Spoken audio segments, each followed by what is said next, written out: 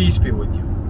So I'm heading home from work, and I wanted to make a video offering a few more cessation strategies for drugs for people who are addicted, and maybe even say a little bit about addiction and what it actually is again, just in case somebody still does not know. Addiction is a sensation, an obsession, and a compulsion with a substance. So basically, it's not even the substance, it is the sensation that that substance provides, right? If you like being drunk, you will be a drunk. If you like the speed, you will like meth. If you're a downer person, you're gonna like, opioids, narcotics. Everybody has a preference of what kind of feeling they prefer, so they go mostly with that. Of course, at the end of the road is the polypharmacy abuse or polydrug abuse. These people do meth, speedball, mix meth and fentanyl. So it's kind of sad, actually. Once you get to that level, it's really, really, really difficult. And that is why I'm making these videos, because those people need the most help. It is those very people who underestimate the difficulty of the situation, or they can't even get the sensation to want to try. So the biggest problem when I was an addict, and once an addict, always an addict, that should not be. If you were an addict to anything for the rest of your life, you're going to have a temptation to experience that feeling again. And if you give in to that temptation, and this is a warning now for those people who quit a drug, but now they're having the temptation to try it again, thinking, I'm just going to do it once. No, that's not how it works. It doesn't happen just once. There was a reason why you're obsessed with it. If you haven't done it in years and now you are tempted to do it, you shouldn't do it. You should not do it. You got all these years under your belt. It's okay. If you cannot stop yourself from doing it, if you have decided, I've had relapses before, and sometimes if you're just careful, then you can get yourself out of it. So if and before I had those relapses, I already knew I was going to do it. I tried to fight it, but it just happened, and and at that point, you really need all the help that you can get immediately, because that's the easiest point to step out of the pond. If you just screw up and you get down on yourself, and then you just sink deeper into the pond, it gets harder and harder and harder to swim back to the shore. So if you mess up, if you relapse, man, you just have to wake up immediately. And this is why sometimes planning for this eventuality is helpful. And these are just tips and strategies of how people can try to adjust to addiction so it doesn't destroy their lives, right? You never hear about addicts who are functional. People who go out on the weekends and maybe do a line of coke or whatever, or smoke some weed or drink. You never hear about those people because for the rest of their time they are functional, right? So they're okay. Society accepts them. They don't have a problem. They're functional, and these are the recreational users. This video is not for those people. You are playing with fire, but you may not be that type of a personality, or you simply may not have tried your drug yet. Because if you play around with enough drugs, you're going to find the feeling you like, and then you're going to like that feeling. And we always want to do more of what we like. That is one predictable thing about human nature. So just trying drugs is playing with fire. It is absolutely playing with fire. You have to be stupid as fuck to do it. And man, I had to cuss here just for the sheer emphasis of it. It's just you have to be that stupid not to hear it and to try these things, because if you find the one you like, you will be an addict, and that is just a fact of life. A lot of people who are better than you have already fallen to that temptation, and that's just what it is. A lot of people who are better than me, they had way more potential than me, dope fiends, destroyed their lives. Even if the later you get out of the dope, the harder it is to get back to your life. It's just how it is. people need to wake up, man. Like I said, it can happen to anybody. It happened to me. It happened to my friends. It happened to everybody, especially when you're young. But if you're in your mid-20s and you're stuck in it, it's not too late, man. That is still not too late. You can just get out of it and at least become functional. At least become functional. And that is the first step. So the first step in the recovery process is not, I'm never going to try this. It should be. It should be. But if that is what's preventing you from trying, then it shouldn't be. Right? If you can try now and you last a week, and then you try again immediately and you last 3 weeks with the mindset, this is forever, then that's fine. You keep that. But if you find yourself to try and with the mindset of this is forever, and then you have that panic of never feeling the feeling, and you just, I'm gonna do it one more time, and then you fall back and then you're gone for another year, then you need a different strategy. The strategy can be just trying to become functional. So how do you become functional? Well, you have to hold down a job. You can't be a burden to society. You can't be a thief, steal, and all of that. Just be a normal person. And to do that, you need to decrease your habit to where you can actually hold a job. So, one thing to do is to make yourself not use 6 times a day. That's all you're doing is chasing the ghost 6 times a day. You do nothing else. That is an obsession, and that is the pathology. That is the actual pathology, that obsession. If you used once every other day and held a normal job, your pathology, your cancer, would be much less. So the first step of the process can be, okay, I am going to decrease my use. Instead of every day, it will be every other day. And then you fight that battle. When you win that battle, now you increase the duration of doses. The idea is to use as little as possible. As little as possible, and to extend the duration of time between drug use or binges to at least 3 months. That is, anybody can, by will, by sheer power of will, do that for at least 3 months. Of course, there are potential complications for opioid users who relapse after 3 months of abstinence. They can actually die if they're not careful. That would be very kind of a dangerous experiment. But if they do have friends who will take care of them and they want to relapse in a safe environment, then hey, it is what it is, as long as they have a plan on how they're going to get out of it immediately. So some people can swear to something they value highly. You know, some people do that. You know, I swear by my family, and you know, some people say I swear to God. I swore to God that, you know, when I gave my word that I am going to be clean for a year, that's what it was. And this is the process I had to take to get out of addiction. So it's not easy for anybody. It's not easy for anybody. Just because I'm a doctor now, don't mean that getting out of that shit was easy. Because I didn't become a doctor until I got out of that shit. And that's why you have to do it. Because anybody is capable of anything, but if you're just obsessed with drugs, you're just a burden, you're just pain. You're just a pain to people who love you.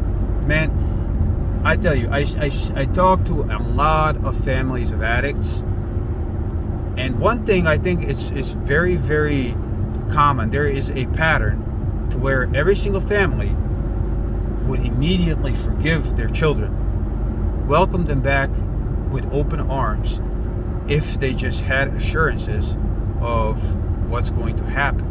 Because a lot of times these children, they destroy these families through their addiction. They destroy these families, man. They steal, they lie, and not just once.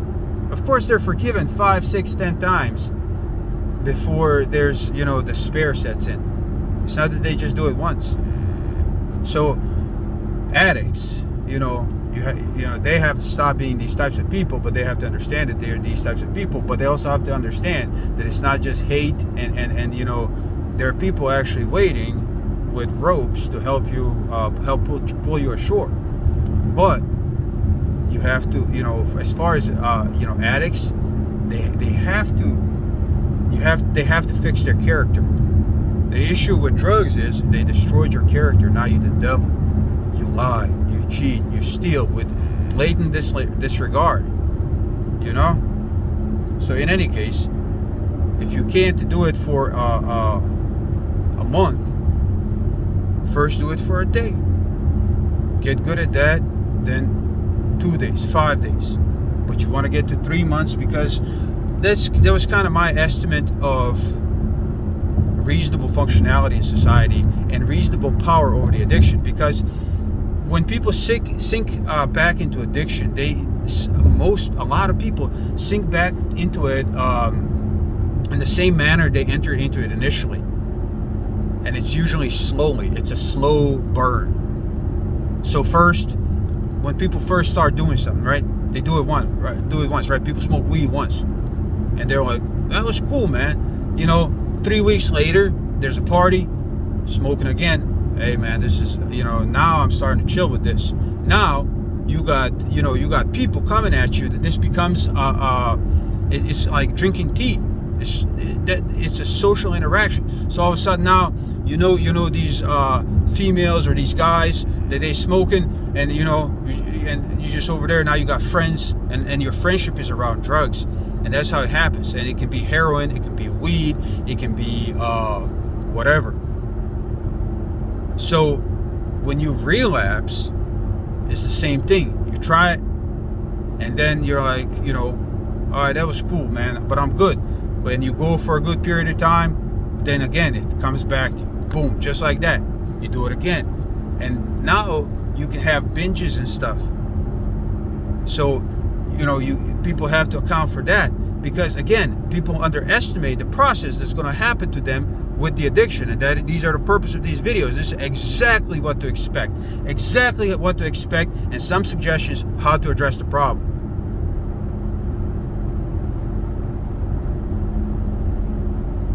When people relapse, again, the time between use gets shorter and shorter and shorter, and eventually you can be in a full-blown relapse. So that eventuality, that development has to be arrested before it actually happens. So the goal of actually quitting is to at least have a goal of at least 3 months, so you don't sink back into the thing of making the periods of time between use shorter and shorter and shorter. So I'm gonna give some suggestions in regards to how people have done that, and you can have a reasonable amount of success doing it. So before people relapse, they need to find a way of ultimately control. Like I said, some people just swear to something they value really highly, and so they do that, and they're able to keep their word, right? Other people, I don't know what they do. It really takes a lot of dedication to even keep that commitment, to be honest. So having something like, I'm gonna keep my word about this is very, very important. But then if people who have decided to use now relapsed, they did it. If they have a plan as they enter that, it's easier to follow that plan. So if you say, all right, I'm gonna buy $50 of dope, or I'm gonna buy a bottle of whiskey, or I'm gonna buy, an eighth of weed, or get an eighth of coke, or whatever the fuck. Excuse my language. And once that is used up, I'm done for 3 months again. Then that is a good plan, and your downfall is going to be short, and you will be able to get back to full functionality and reset your mind and reset the clock, and you can just skip like that until your death comes without being too significantly affected by addiction. I mean, if your life is shit now, it doesn't hurt to do this. If your life is shit now, and then you go to using drugs every 3 months for a couple of days, guess what? Your life is going to be a lot better. And it is this mindset that, hey, there is a set point in time to where I can actually get that feeling again, But there's also enough time between uses to where you have the willpower to actually go through with your plan and not let a binge run away on you. So in that goal, I would say one of the most indispensable tools is prayer.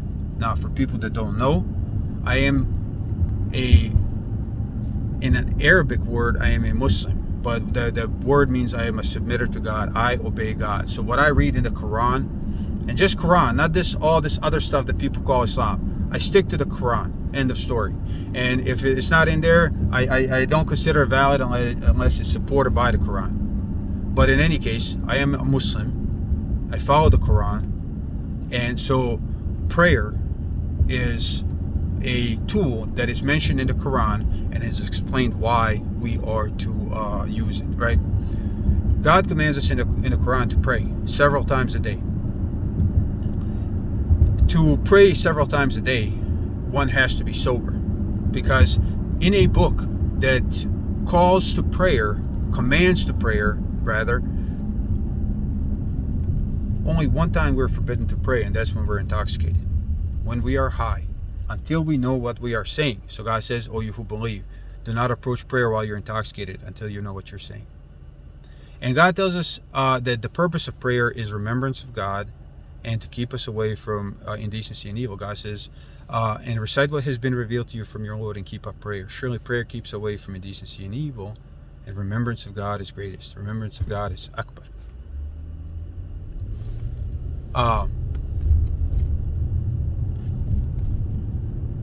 So how does prayer keep us away from indecency and evil? Well, for most drug addicts, their problem is the drugs and the behavior that follows the obsession for drugs. So unless you can minimize the damage that drugs are doing, you won't minimize the other evil that the drugs are making you do. I mean, people stoop down to prostitution. What 15-year-old girl dreams about being a prostitute? You got to understand how devastating the effects of this are on society. It's a disease. It's a truly communicable disease, and I say that because you cannot get high unless you know somebody that can get you the substance and expose you to the experience. You're not just going to go walk around in the fields, pick up a plant and smoke it. You're just not going to do that. In any case, remembrance of God is greatest purpose of prayer, and we need to remember God in order to get away from the evil of intoxicants and gambling, which are the instruments of the devil to keep us away from prayer. God says in the Quran, this is in the 5th chapter, "O you who believe, intoxicants and gambling, and altars set up, and dividing by arrows," basically raffling, "are abominations of the devil. Avoid them that you may be successful." You can't do that if you want to be successful, because you're going to be a dope fiend, you're going to be a hoe, you're going to be a prostitute, and you're going to be, people without any respect begging in the streets for dope, sleeping in hospitals and parks. It doesn't have to be like that. But, so intoxicants and gambling are abominations of the devil. Avoid them that you may be successful. Surely the devil is trying to introduce hatred and animosity among you by means of intoxicants and gambling, and to keep you away from prayer, and to cause you to forget about God. Will you not then stop? To keep you away from prayer. So the only way the devil can keep you away from prayer is to get you high, because he knows what God said. You're not going to pray to me high. You're not going to pray to me drunk. So the devil hears this and goes, all I have to do is get them fucked up. That's it. And if they stop praying because they like getting high more, they will forget about God. And that will be their downfall, because I hate these. That's what he's told God. Man, I hate these. Let me kill them all. I'm going to show you. Not only that, let me lead them to hell, because I hate these bastards so much that you elevated them above me, and I was here first, and I'm from fire. and they're dirt. And you want me to bow down to them? I hate them. That's what the devil said. So he uses this dope, he uses this alcohol, he uses this to keep us away from prayer and to cause us to forget about God. And then we burn in hell in this world as junkies, and then we burn in hell in the next one. And the devil basically tells you, F you. I only invited you and you obeyed me. I had no power to make you. I just called you and you said, okay, you believed me. So, when God says, and do not approach prayer while you're intoxicated, God also says, until you know what you are saying. As soon as you sober up, you have to go to prayer. As soon as you sober up, you have to go to prayer. So, since a Muslim has to pray 5 times a day, and you can't substitute prayer for drugs, no matter what. And I'll be honest, I just said 5 times a day. In the Quran, I found mention of only 3 by the specific word salat, but there are suggestions there that other prayers at the ends of the day are also present. They're just not mentioned by the name in the Quran. In any case, people who pray, they can't get high. So when I was going through this, when I did relapse, just basically do it at a time to where I was sober before prayer. You know, this is an actual tool. So this is what you use to get yourself out of it. It's not like, oh man, look at that guy, he's praying, and last night he got high with me. No, that's not how it works. But he's praying because he doesn't want to do it again. And Muslims have to pray. Muslims have to pray. Otherwise, when they fail. It's once you don't pray, you're not using the tool. You're not remembering God. And God says in the Quran, and those who have turned away from remembrance of the most merciful. And remember, the purpose of prayer is remembrance of God. And remembrance of God is akbar. So when God says, and whoever turns away from the remembrance of the most merciful, we appoint to them a shaitan, a devil. So he will be his associate, and he will lead them astray, and they will think that they are guided. So these Muslims, they don't pray. They're doing all kinds of evil stuff. And some are even dope fiends. Otherwise, I wouldn't have to make this video for Muslims. And they think they're Muslims, but they are in hell, and they're heading towards hell. And these people need help, and this is how they can help themselves. Because only people who pray get help from God. And you need help from God because addiction is so hard. It is so hard that you need help from God. And God says, okay, here's prayer. Show me you're serious. I will help you. I will help you just by telling you to pray. Because if you pray, there is no way that you cannot be functional. You are sober most of the day. You are sober most of the night. Even when you do relapse, they are not car crashes. They're just a little skinned knee. And then you get back to it and you swear again that you will do it for, you will go another 3, 6 months, a year, 2 years, whatever works. But never less than 3 months, because again, sinking back into addiction is a slow process. And if you don't have a measurable stick to see if you're sinking or not, or a red line, then you will sink and you will lose everything. So that's it. That is my addiction advice. And I mean, last thing I do want to say is that people should not confuse addiction with dependence. It's not just about getting off Suboxone, because that just treats dependence. It doesn't treat addiction. You're just not sick when you take it. So, it helps in the short term, but in the long term, it does not help with addiction. This is why you need that process of, you need God's help. You just need God's help, man. And you need to start somewhere. So you need to start. So if it just takes starting at one day, then start at one day, but you need to start because you're just wasting time. The more time you waste, the harder it is to actually have a life, and the greater the depression will be. And don't underestimate the power of depression. And then you will be lost in hell until you die in this world, and you will likely wake up in hell in the next world because you did not pay attention, you did not heed God's warnings to begin with, and then you died without being successfully rehabilitated, because God is forgiving. There is no time for people to do that, because the longer they wait, the harder it is.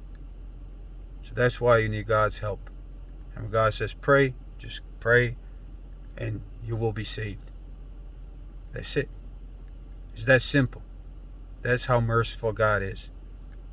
Just by asking that one thing of you. So whoever turns to God is saved. Especially when it comes to matters of addiction. They will be functional no matter what. That's it. Those are just some tips and tricks for people who need help.